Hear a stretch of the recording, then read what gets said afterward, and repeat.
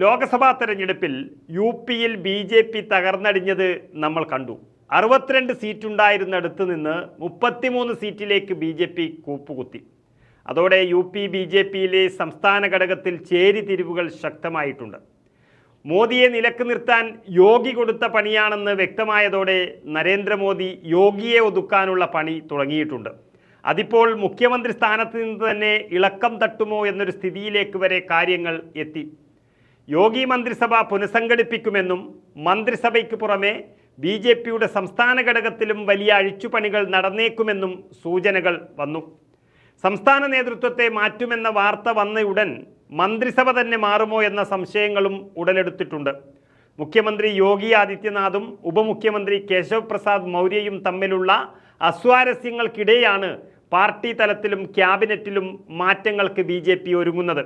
BJP 33ലേക്ക് ചുരുങ്ങിയത് ദേശീയ തലത്തിൽ പാർട്ടിക്ക് വലിയ ക്ഷീണമാണ് ഉണ്ടായിരിക്കുന്നത്. അതുകൊണ്ട് തന്നെ ഇക്കഴിഞ്ഞ ഞായറാഴ്ച ലക്നൌവിൽ നടന്ന BJP പ്രവർത്തക സമിതി യോഗത്തിൽ പാർട്ടിയാണ് സർക്കാരിനേക്കാൾ വലുതെന്നും ആരും തന്നെ പാർട്ടിയേക്കാൾ വലിയവരല്ലെന്നും ഉപമുഖ്യമന്ത്രി കേശവ് പ്രസാദ് മൗര്യ വ്യക്തമായി പറഞ്ഞിരുന്നു. ദേശീയ അധ്യക്ഷൻ JP നഡ്ഡയുടെയും മുഖ്യമന്ത്രി യോഗി ആദിത്യനാഥിൻ്റെയും സാന്നിധ്യത്തിലായിരുന്നു മൗര്യയുടെ ഈ പ്രസംഗം എന്നത് യോഗിയെ ലക്ഷ്യം വെച്ച് തന്നെയാണ്. മൗര്യ മോദിയുടെ നാവായി വന്ന് യോഗിക്കിട്ട് തട്ടിയതാണെന്ന സൂചന ലഭിച്ചതോടെ BJPയിൽ ചേരിപ്പോര് അതിരൂക്ഷമായിരിക്കുന്നു. പക്ഷേ BJPക്ക് ഇപ്പോൾ പേടി സംസ്ഥാനത്ത് നടക്കാനിരിക്കുന്ന 10 നിയമസഭാ മണ്ഡലങ്ങളിലേക്കുള്ള ഉപതെരഞ്ഞെടുപ്പാണ്.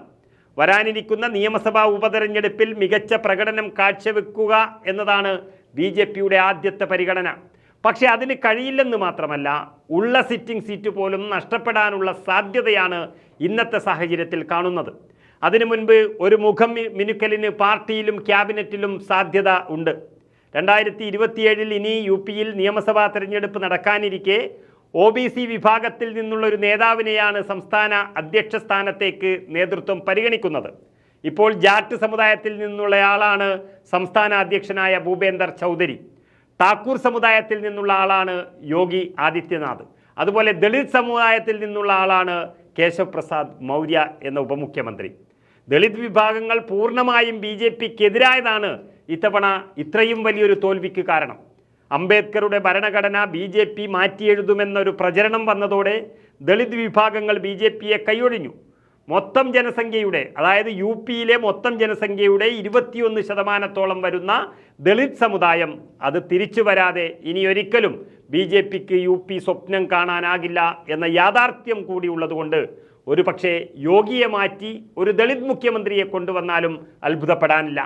പക്ഷേ യോഗിയെ മാറ്റിയാൽ ക്ഷത്രിയ സമുദായം അല്ലെങ്കിൽ ഠാക്കൂർ സമുദായം ഒന്നടങ്കം ഇളകും എന്നുള്ളത് BJPയെ അലട്ടുന്നുമുണ്ട്.